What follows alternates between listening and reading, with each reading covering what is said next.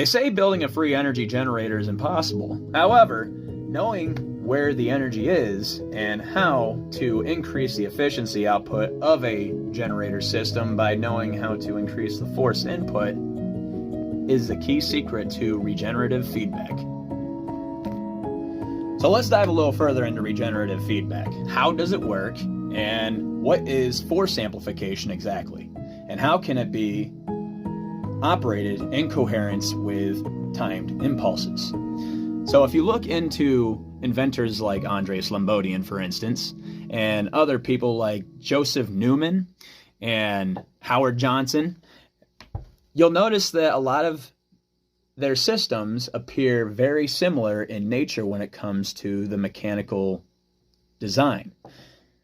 But what a lot of people doesn't realize what's going on in these systems is the magnetic force output happening and how it's reacting with the mechanical setup of the system itself and the surface area of the neodymium magnets that they use in the systems. I'm going to burn your brain a little bit with this video, but you are going to enjoy this information. So let's begin with the bifilar coil design. If you have one spool wound clockwise and counterclockwise, and you are trying to get a reading from the beginning and end lead of the coil, you will get a total resistance value. Now, if you short the coil out, you will get half the resistance value, and you can potentially circulate double the current inside the coil, which is actually a cool little hack that Slobodian discovered with his Infinity SAV design.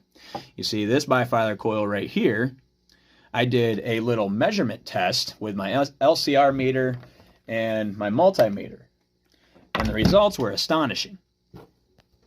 Here's my little diagram of the output results I got with a 3-watt input. Figure 1 is showing the bifilar coil just connected in series without parallel configuration, and figure 2 is showing the coil connected in both series and parallel configuration. You'll notice that the inductance value of the series and parallel configuration only drops by 1 millihenry, and the output voltage increases by 5 times because of how the magnetic coupling interacts inside the coil itself, making the energy much more extractable with the rotating magnetic field. I also want to note that using repulsive impulse logic with this system is way better than Fleming's left-hand rule, because I'm not using continuous power, I'm using timed pulses, which is a totally different setup versus apparent